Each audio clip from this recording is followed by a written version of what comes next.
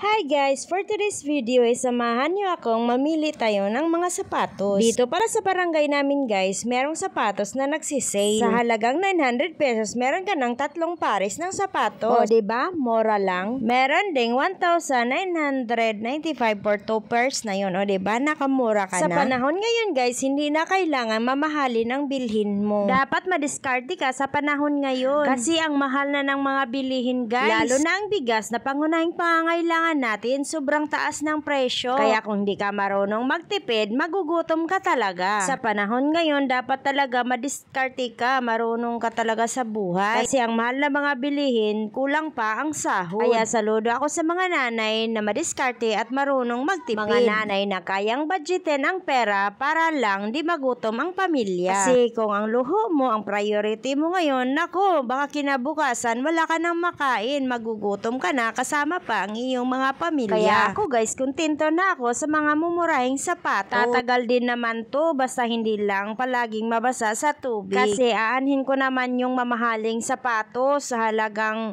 3,000, 5,000. Pambili ko na yun ng bigas at saka ulam. Tamang diskarte lang talaga guys. Pero kung ayaw mo magsuot ng mumurahing sapatos, nasa sayo na yun. Kung marami kang pera, why not? Diba? Bili ka ng mga mamahaling sapatos. Kasi pera mo yun eh. Pero sa akin, kontento na ako sa ganito guys. Basta ang importante ay mahalaga.